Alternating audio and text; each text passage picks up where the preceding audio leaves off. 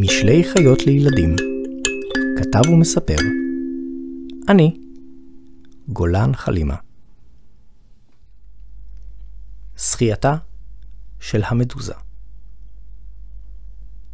מדוזה כחלחלה, עמוק בים שחתה, כנפות גופה, פתחה סגרה, ברוגע התקדמה.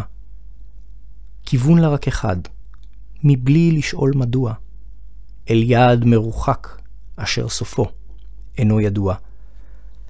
זמניה בדרכים ארכו מספר שנים, מבלי שאף יצור אף יתייחס לפועלה, והיא בביטחון במסלול של כיוונה, לא סטתה ימין ושמאל מאופן שחייתה. כל זאת אכן היה כשהניחוה לנפשה, אך יום אחד דגיגון זהב נתקל ברקיחה. הייתם מצפים שלאחר התאונה מדוזה תתיישר ותחתור אל מטרתה. אך המדוזה רקיחה זולה שאין לה אופי, את דעתה מהתנגשות היא תשנה בלי דופי.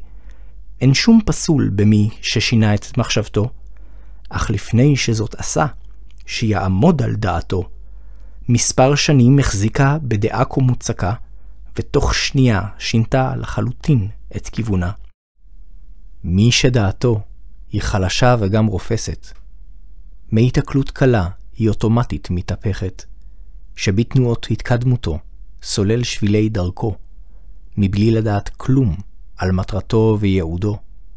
דינו יהיה כנע ונד לאורך כל שנותיו, ולא ישיג שום יעדים במהלך חייו.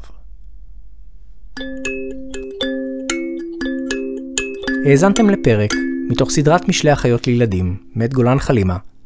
תודה על ההאזנה, נתראה בפרק הבא. יאללה ביי.